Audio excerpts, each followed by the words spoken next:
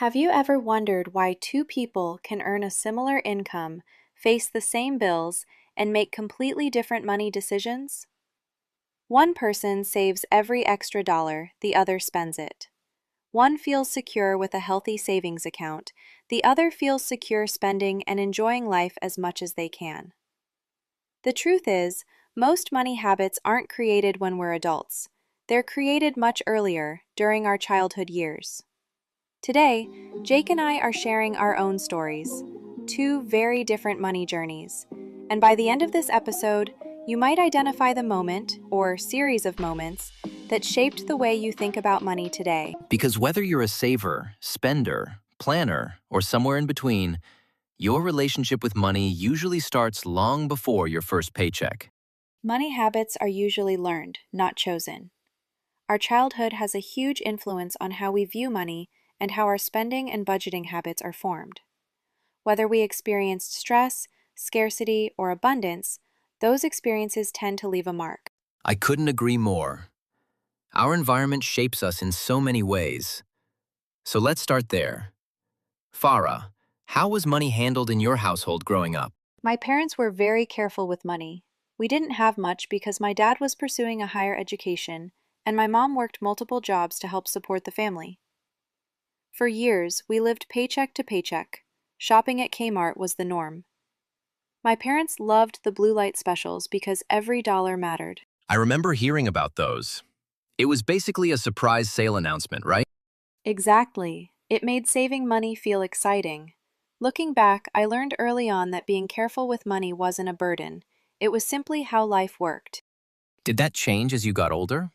A little. Around age 10, we moved into a bigger house and things felt more stable. My parents still budgeted carefully, but we could take a few trips and enjoy some extras once in a while. That taught me an important lesson. Being responsible with money can create opportunities. That's a powerful lesson for a child to learn. How did things change as you got older? During my last couple years of high school, I started earning my own money for the first time. When I started college, I opened my first credit card with a $500 limit, and I felt rich. But it also taught me an important lesson. If I couldn't pay the balance off, I couldn't afford it. More than 20 years later, I still follow that rule. I wish I could say the same. I carried credit card debt for years. And I think a lot of listeners can relate to that. Credit card debt doesn't always happen because someone is irresponsible. Often it's a series of small decisions, life events, and circumstances that add up over time.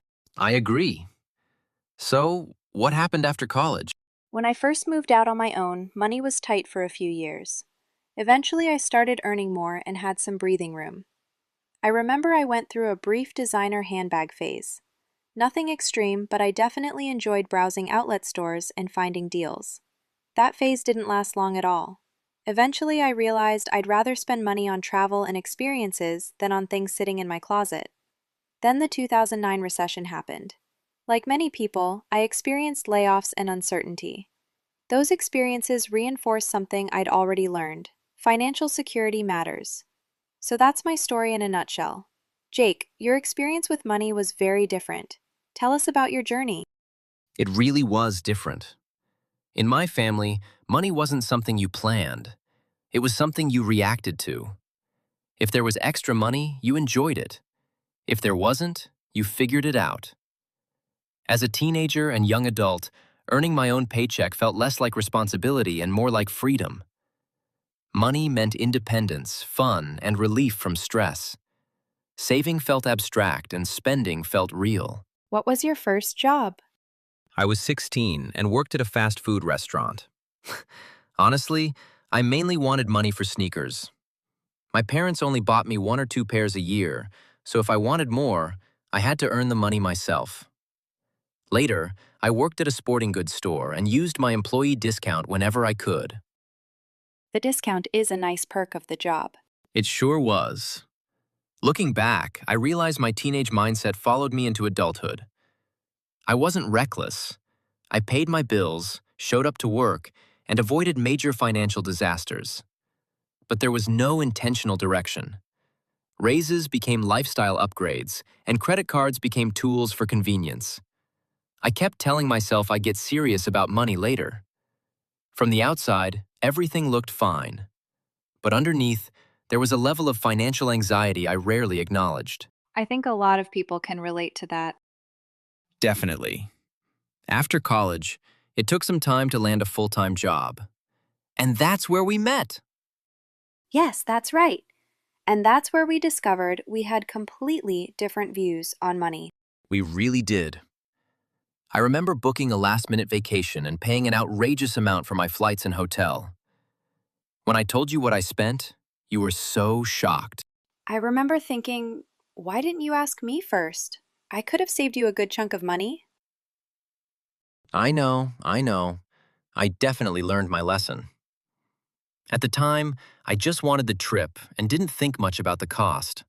And honestly, I think that's something a lot of people can relate to. Sometimes we're not buying the plane ticket or the hotel, we're buying the feeling of escape. That's exactly it. I remember needing to escape from the routine of everyday life. I recall the moment I had a turning point, when I realized that every raise seemed to disappear. I was earning more money than ever before, but I never felt ahead. Unexpected expenses, job uncertainty, and comparing myself to people who were building savings or buying homes forced me to confront a hard truth. My habits were shaping my future, whether I paid attention to them or not. That realization was uncomfortable because it meant the responsibility was mine. That's a powerful shift. It was. And I didn't become frugal overnight. I simply became aware. I started paying attention to where my money was going, what actually made me happy, and what purchases were really just stress relief in disguise. There were mistakes and setbacks along the way, but over time, I moved from automatic spending to intentional spending. And how did that make you feel? Honestly, much better. I still enjoy experiences and convenience, but now, those decisions come from awareness instead of impulse. I feel like I represent a lot of people who didn't start with a financial plan, learned lessons along the way, and are now trying to build a healthier relationship with money. Thank you for sharing that. What strikes me is that we arrived at similar conclusions through very different experiences. I've always leaned toward caution and frugality. And I learned many lessons through experience, sometimes the expensive way. Most people think money habits are about math, but they're really about stories. The story you learned growing up, the story that shapes your decisions today, and the story you're creating for your future. Well said, Farah. The good news is that no matter where your money mindset came from, it doesn't have to stay the same. Exactly. Awareness comes first, change comes second. Take a moment to think about where your money habits came from and whether they're helping you build the life you actually want. Thanks for listening, everyone. If you're loving our episode so far and look forward to more money conversations, be sure to subscribe. And remember, spend with intention, save with purpose.